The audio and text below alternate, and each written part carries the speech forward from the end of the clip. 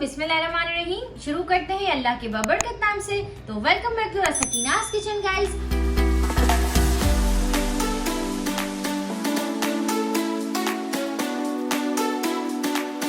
आई hope आप लोग बिल्कुल ठीक होंगे। आप लोगों की दुआओं से आप लोगों की सकीना भी बिल्कुल ठीक ठाक। और आज फिर हाजिर खिदमत हो गई है आप लोगों के लिए एक बहुत डिलीशियस सी रेसिपी लेके, जो हमारी खाने की रेसिपी से सबसे अलग है।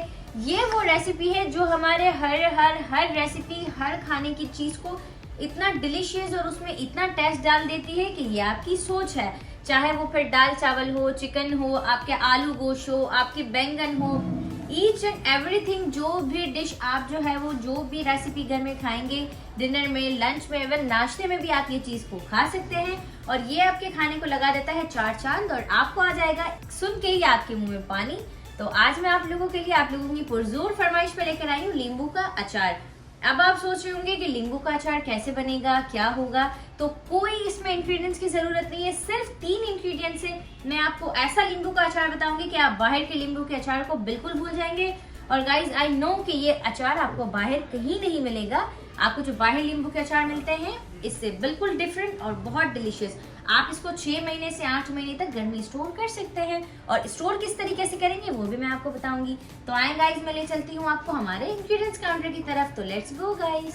और आप देख सकते हैं कि आज पूरा जो हमारा काउंटर है वो खाली है, क्योंकि मैंने आपको बताया था कि ये सिर्फ 3 इंग्रेडिएंट्स से मैं आपको ऐसा नींबू का अचार बनाऊंगी। और ये हमारा इतना पुराना अचार है गाइस, पीढ़ी दर पीढ़ी अचार है। और मैं आपके साथ इसकी शॉर्ट सी स्टोरी भी शेयर करूंगी। तो पहले हम चलते हैं इसको बनाने की तरफ। तो आए गाइस, मैं आपको दिखाती हूँ कि इसमें कौन कौन से इंग्रेडिएंट्स की जरूरत है। तो लेट्स सी गाइस। सबसे पहले मैंने यहाँ पर लिए हैं नींबू। और नींबू को जो है वो मैंने बिल्कुल अच्छे से वॉश करके और इसको ड्राई कर लिया है। ये मेरे 1 kg नींबू है। और फिर मैंने यहाँ पर लिया है नमक, और ये मैंने ली है हल्दी। ये नमक और हल्दी मैंने सेम क्वांटिटी में 1-1 कप ले ली है। और सेम इसी क्वांटिटी में मैंने 1 कप सिरका ले लिया है, आप देख सकते हैं।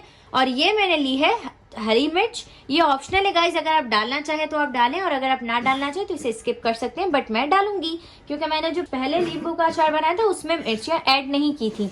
तो मैंने सोचा इस दफा हरी मिर्ची भी ऐड करती हूँ। तो ये ऑप्शनल है, अगर आप चाहें तो आप इसे स्किप कर सकते हैं।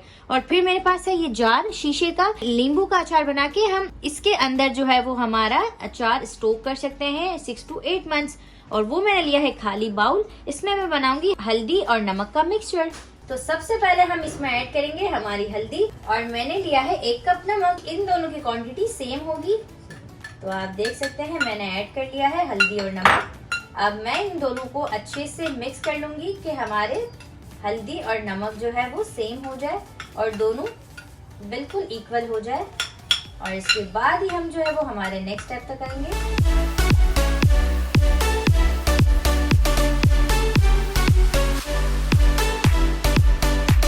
मिक्सचर बनाने के बाद एक दफा इसको हाथ से चेक कर लेंगे कि इसमें कोई चीज के पार्टिकल्स ना रह जाए, वरना फिर वो आपके मुंह में आएंगे तो आपका टेस्ट खराब हो जाएगा।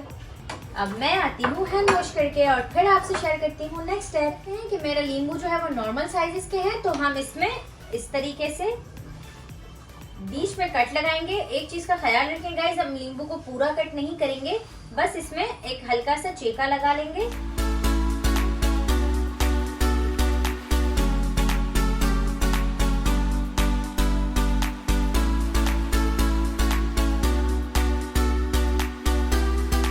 जी तो गाइज आप देख सकते हैं कि मैंने हमारे सारे नींबू पर कट्स लगा दिए हैं। तो हमें हमारी हरी मिर्च को लेकर और इस तरीके से कट्स लगाना है। हम इसके सेंटर पे इस तरीके से कट लगा देंगे। अगर आप चाहें तो गाइज आप इसके अंदर के बीज निकाल सकते हैं। देखिए इस तरीके से कट्स लगा देना है हमें, और इसके अंदर हमें थोड़ा सा मसाला फिल कर देना है। अगर आप चाहें तो आप इसके बीज निकाल सकते हैं, अगर आपको स्पाइसेस नहीं पसंद बहुत ज्यादा, और अगर आप नहीं चाहें तो आप इसको नहीं निकालेंगे।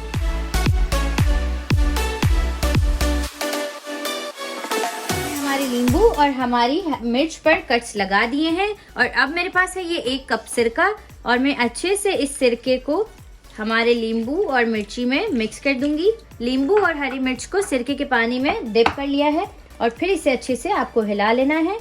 और फिर हम इसको छोड़ देंगे 1 घंटे के लिए हमारे सिरके के अंदर। और फिर मैं मिलती हूँ आपसे आफ्टर 1 आवर्स, और फिर चलते हैं हमारे नेक्स्ट स्टेप की तरफ। मैं आ चुकी हूँ और 1 घंटे तक मैंने इसको सिरके में हमारे नींबू और हमारी हरी मिर्च को डिप कर दिया था। अब है हमारी बारी इसकी फिलिंग की। तो मैंने ले लिया है जो मिक्सचर हमने बनाया था और सेम इस तरीके से जो हमने कट्स किया है नींबू के अंदर, और इसी तरीके से हमें इसके अंदर इस तरह थोड़ा सा फिक्स करके और हमें इसके अंदर मसाला भरना है। आप देख सकते हैं मैंने मसाला भर लिया और आपको नज़र आ रहा होगा कि ये हमें सेम इसी तरीके से सारे नींबू में मसाला भर लेना है। हमारी जो फिलिंग है हल्दी और नमक वाली, सारे नींबुओं में हम इस तरीके से भर देंगे।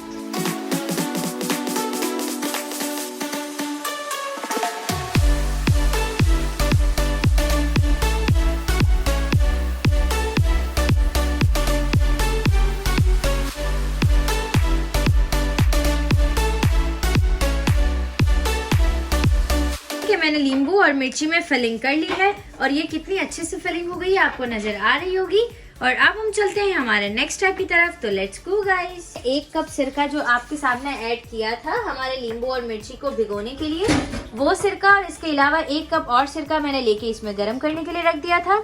आप देख सकते हैं कि ये गर्म हो चुका है। अब है हमारा फाइनल और बहुत मेन स्टेप। मैंने ले लिया है यहाँ पर नींबू और मुझे इस तरीके से बिल्कुल आराम से हमारे जो नींबू है उसको खड़ा करना है। लाइक इस तरीके से, हमें जिस तरीके से आए वैसे नींबू नहीं ऐड करना है, हमें ख्याल करना है आराम से दूर जगह हमें ये सारे नींबू बिछा देने हैं।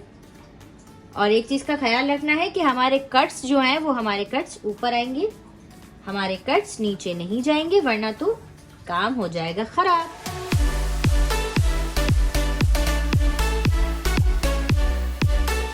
जी तो गाइज मेक श्योर कीजिएगा कि आपके चूल्हे की जो फ्लेम है वो हमारे यहाँ पर मीडियम होगी, बहुत फुल नहीं होगी और ना बहुत स्लो होगी। हम पहले फुल चूल्हे पे पानी हमारा सिरका जो है उसको गर्म कर लेंगे अच्छे से और फिर इसके बाद हम हमारी फ्लेम को मीडियम करके और इसमें ऐड करेंगे। और गाइज मैं जिस स्टोरी की बात कर रही थी तो वो स्टोरी ये है कि ये अचार बनाती थी मेरी नानी की अम्मा, मतलब मेरी परनानी, और फिर उनसे सीखा मेरी नानी ने। मेरी नानी बनाती थी।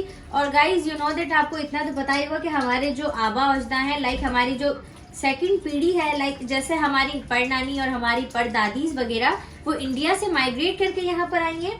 तो उनकी बहुत सारी चीजें और बहुत सारी आदत और उनका पकाना बहुत इंडियन से सिमिलर है। तो ये अचार इंडिया में बहुत ज्यादा यूज होता है और ये डिश भी और ये रेसिपी भी इंडिया ही की है। तो उनसे मेरी परनानी से मेरी नानी ने सीखा और जब वो शादी करके पाकिस्तान आई और इसके बाद मेरी जो नानी है उन्होंने हमें बहुत खिलाया ये अचार। और इसके बाद जब मेरी नानी जो है वो इस दुनिया से रुखसत हो गई तो उसके बाद मेरी जो ममानी है, इनफैक्ट ये था कि हम इतने लकी थे कि हमारी नानी की जब इंतकाल हो गया इसके बाद मेरी जो ममानी है वो भी इंडिया से थी, तो उनको भी ये अचार आता था बनाने।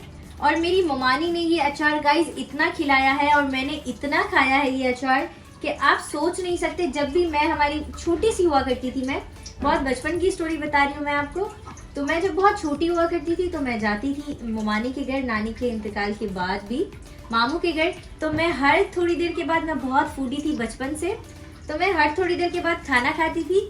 मुझे भूख नहीं लगी होती थी लेकिन मैं खाना क्यों खाती थी? इस अचार की वजह से, कि जब हम दस्तर पे बैठेंगे खाना खाएंगे तो ऑब्वियसली हम ये अचार खाएंगे। तो गाइज मुझे इतना इतना इतना पसंद है ये अचार, बहुत पसंद है। और मेरी मामी इसे, जो मेरी अम्मी ने सीखा और फिर अम्मी ने अब मुझे सिखाया। तो आप देख सकते हैं कि ये 4 पीढ़ियों का घुमा हुआ अचार है। तो आप सोच सकते हैं कि ये कितना डिलीशियस होगा और आपको आइडिया हो रहा होगा कि इसको बनाते हुए आपकी सकीना के मुंह में आ रहा है पानी।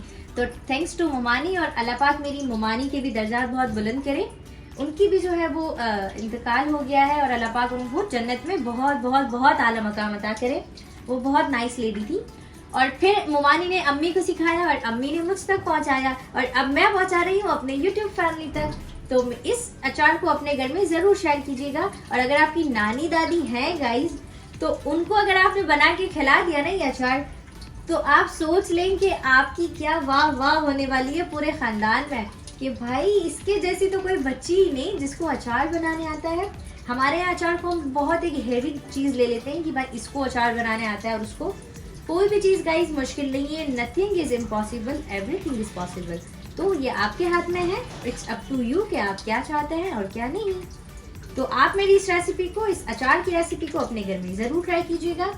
और मैं सारे बातों बातों में स्टोरी शेयर करने के चक्कर में सारे नींबू ऐड कर चुकी। और इसके बाद गाइस जो हमारे ये मसाला बचेगा, हमें ये अच्छे से हमारे सारे नींबू ऊपर डाल देना है। और फिर यहाँ पर मैं चूल्हे की फ्लेम को थोड़ा सा फुल कर दूंगी। और फिर मैं इसको, ये छोटे नींबू है तो मैं इसको एक जोश खिलाऊंगी।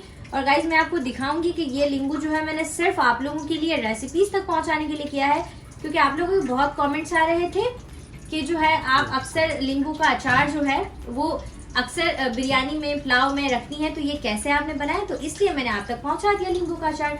और मैं आपको दिखाऊंगी कि गाइज मेरे घर में ये कितना ज्यादा स्टॉक जो है वो पड़ा हुआ है अचार का, लेकिन फिर भी मैंने आप तक रेसिपी पहुंचाने के लिए किया। और आप देख सकते हैं हमें सिर्फ इसमें इस तरीके से हिला देना है और हमें सिर्फ इसको जोश देना है। सिर्फ एक जोश देंगे, हमें इसको पकाना नहीं है, ना हमें 2 मिनट, ना 3 मिनट, ना 5 मिनट, बस हम वेट करेंगे हमारे एक जोश आने का। जैसे ही एक जोश आएगा हम इस पानी को और हमारे इस नींबू को चूल्हे से उतार लेंगे। ये रेडी हो रहा है। अब हम वेट करेंगे एक से एक बॉईल आने का। आप देख सकते हैं कि थोड़ा थोड़ा बॉईल आना स्टार्ट हो गया है। और बस अब मैं इसको ज्यादा नहीं कुक करूंगी। आप देख सकते हैं गाइज मेरे हाथ की हालत कैसी हो गई है, कैसी कंडीशन में आ गए मेरा हाथ, लेकिन फिर भी मैंने आप तक पहुंचाई है ये रेसिपी। तो आप ख्याल रखिएगा, ग्लव्स पहन के काम कीजिएगा। मुझे ग्लव्स पहन के कुकिंग करने में मजा नहीं आता, इसलिए मैंने ऐसे ही कर लिया। और मेरे पास एक बहुत अच्छी टिप भी है हमारे येलो नेल्स को व्हाइट करने की।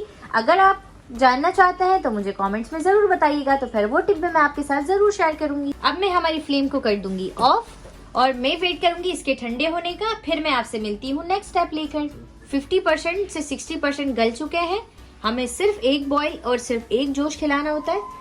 अब हम वेट करेंगे इसके ठंडे होने का, फिर मैं आपको बताती हूँ इसको स्टोर करने का तरीका। अब हम इसे करेंगे डिश आउट। हमें इस तरीके से शीशे का बाउल ले लेना है और आहिस्ता आहिस्ता हमें बहुत जल्दी से, अगर मैं चाहूँ तो गाइज इस पैन से ही इसमें जो है वो डाल सकती हूँ, लेकिन इस तरीके से हमें नहीं डालना है। हमें बहुत एहतियात से नींबू को संभालना है, क्योंकि ये हमारे वैसे ही कुक हुए हुए हैं।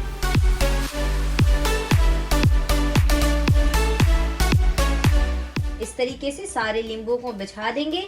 हमें बहुत जल्दी जल्दी के चक्कर में हमारा अचार खराब नहीं करना है, कि हमने ऐसे ही जो है वो सब उसके पैन से ही ऐड कर दिया। हमें आहिस्ता आहिस्ता से नींबू को ऐड करना है। पहले हम नींबू और मिर्चियाँ ऐड करेंगे, इसके बाद हम इसका पानी ऐड करेंगे। गाइस इसका ये पानी इतना अच्छा होता है, और ये अभी तो मैंने आपके सामने ही सिर्फ कुक किया है और अभी ये ठंडा भी नहीं हुआ है। आपको नजर आ रहा होगा इसमें से धुएं निकल रहे हैं। ये 1 से 2 दिन में आपका ये पानी जो है वो बहुत थिकनेस पे आ जाएगा, और किस टेक्सचर पे आ जाएगा ये भी मैं आपको दिखाऊंगी, क्योंकि मैंने आपको बताया था अभी कि मैं हमारे घर के लिए ये अचार बहुत सारा बना के स्टॉक कर चुकी हूँ, लेकिन आप लोगों की फरमाइश पर मैंने फिर बनाया है ये अचार। और अब सोचा है कि ये अचार जाएगा मेरे मामू के घर, क्योंकि मामू को भी ये अचार बहुत पसंद है। मोमानी बनाती थी, जो मोमानी बनाती थी मैं उन्हीं मामू की बात कर रही हूँ। तो मोमानी का तो इंतकाल हो गया, तो अब जो है वो मैंने बनाया है अचार, तो ये जाएगा मामू के घर। अब हम हमारे पैन से काम ले सकते हैं और हम सारा पानी इसमें अच्छे से ऐड कर देंगे। और मैं आपसे मिलती हूँ इसका फाइनल लुक के साथ कि हमारा नींबू और मिर्चियों का अचार कितना डिलीशियस सा रेडी हो चुका है। और हम इसे शीशे के एक जार या शीशे के बाउल में इसको स्टोर कर सकते हैं। आराम से 6 to 8 months हमारा ये अचार बिल्कुल ऐसा ही फ्रेश रहता है। आप देख सकते हैं कि ये बिल्कुल रेडी है हमारा अचार। और अब मैं गाइज आपको बताती हूँ, मैंने आपसे कहा था कि मैं आपको बताऊंगी। अभी आपको लग रहा होगा कि इसका जो पानी है वो बहुत हमारा थिन फॉर्म में है, और 2 दिन के बाद, 2 से 3 दिन के बाद आपका जो अचार का पानी है वो कितना थिक हो जाएगा और आपका अचार किस टेक्सचर में आ जाएगा वो मैं आपसे शेयर करती हूँ। जी तो गाइज आपको दिख रहा है कि इतना, ये तकरीबन है 3 से 4 किलो अचार, और इससे पहले भी मैं एक बार बना चुकी थी, ये सेकंड टाइम बनाया था। आप देख सकते हैं कि ये मैंने अभी बनाया है और ये है 1 वीक पुराना। 1 वीक के बाद आपके जो अचार है उसकी टेक्सचर ऐसा आ जाएगा और ये इतना जो है वो आपका थिक हो जाएगा, जिस तरीके से आप देख सकते हैं गाइज। जी तो guys thank you so much मेरी पिछली रेसिपी को इतना सपोर्ट करने के लिए और अपनी सकीना को इतने अच्छे अच्छे कमेंट्स करने के लिए। और अगर इसके अलावा भी आपको ये रेसिपीज देखना चाहते हैं विद सकीनास किचन तो मुझे कमेंट सेक्शन में जरूर बताइएगा। और आपने देखा गाइज कि ये हमारा नींबू और मिर्चियों का अचार कितना डिलीशियस रेडी हो गया है, और ये इतना टेस्टी होता है कि ये आपके हर खाने में डाल देगा जान, और आप हो जाएंगे मोटे, क्योंकि आप खाएंगे फिर ज्यादा खाना इस चक्कर में, जैसे मैं बचपन में खा खा के हो गई थी इसी नींबू के अचार की वजह से मोटी, और फिर करनी पड़ी डाइट। तो गाइस आप रखें अपना बहुत सारा ख्याल, और अगर आप चाहते हैं कि इसी तरीके से सकीना डे बाय डे आप लोगों के लिए रेसिपीज लेकर आती रहे तो do subscribe my channel Sakina's kitchen and lots of love guys. और रखें अपना बहुत सारा ख्याल, दें अपनी सकीना को इजाजत, मिलते हैं इंशाल्लाह नेक्स्ट रेसिपी लेके। तो ओके गाइस, अल्लाह हाफ़िज़।